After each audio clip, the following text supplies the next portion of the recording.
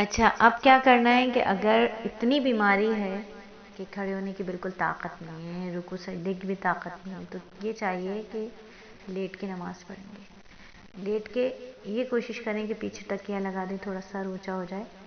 एक हाल ये है कि पैर भी मोड़ नहीं सकते बिल्कुल सीधे हैं, तो क़िबला रुख पैर रहेंगे, और अगर मोड़ सकते हैं तो पैरों को घुटनों के बल खड़ा कर लें और सर के इशारे से नमाज़ पढ़ेंगे। सजदे का भी इशारा करेंगे, रुकू का इशारा और नीचे होकर करेंगे, सर का इशारा और ज़्यादा नीचे होकर करेंगे, और गाँव तकिए से टेक लगाकर इस तरह नहीं लेट सकते कि सर और सीना ऊंचा रहे तो क़िबले की तरफ पैर करके बिल्कुल चित हो जाए, लेकिन सर के नीचे कोई ऊंचा तकिया रख दें ताकि मुंह क़िबले की जानिब हो जाए, आसमान की तरफ ना रहे।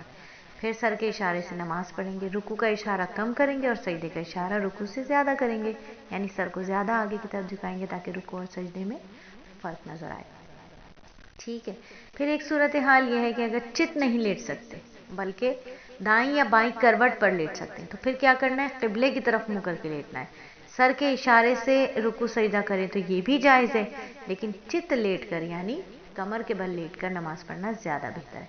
अगर बेहोश हो जाए और होश में आने के बाद देखें कि बेहोशी एक रात या एक दिन या एक रात से ज़्यादा रही है या इससे कम, तो अगर जो एक दिन और एक रात से बेहोशी रही या इससे कम रही तो इतने औकात की नमाजें पढ़ना वाजिब है।